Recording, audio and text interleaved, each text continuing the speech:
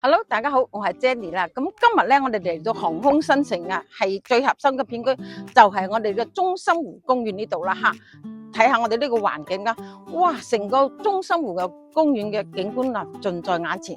仲有藝術中心啦，旁邊就政務中心啦吓，仲有我哋3個5星級酒店啊，旁邊呢個係萬豪酒店啦、建國飯店同埋無林酒店咯。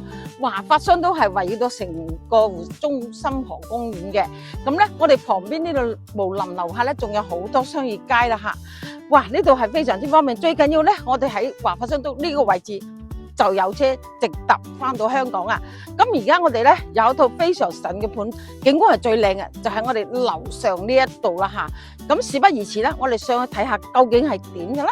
哇！你睇下喺自己嘅屋企可以欣賞到呢個景觀，哇！真係成個航空新城一個最靚嘅景啊嚇！咁我哋中心湖嘅景觀啦，仲有我哋藝術中心啦、華發商都啦、無林酒店，仲有建國飯店、萬豪酒店嘅成個一個圍繞咗佢嚇，非常之靚嚇，而且咧佢呢個公園係非常之大嘅，華發商都就係我哋樓下啦。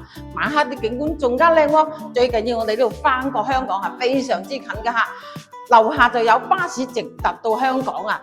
呢個係106平方個3房2廳2位啊嚇！咁咧，我哋每一個房間都有佢嘅景觀嘅喎。先睇下我哋嘅西床間，佢係270度嘅景觀，可以睇到我哋大海啊嚇！咁另外呢2間房咧係南向嘅嚇。咁南向嘅話，佢每一個房間咧都係直接對住我哋嘅中心湖公園啊！哇，真係呢景觀真係一流啊！嚇，少有非常之稀缺嘅，一般一出嚟嘅話就即刻會賣晒啦，因為景觀係真非常之值錢㗎。如果你對呢啲景觀嘅房有要求嘅話，記得WhatsApp我喎，我分詳細啲嘅俾你啦。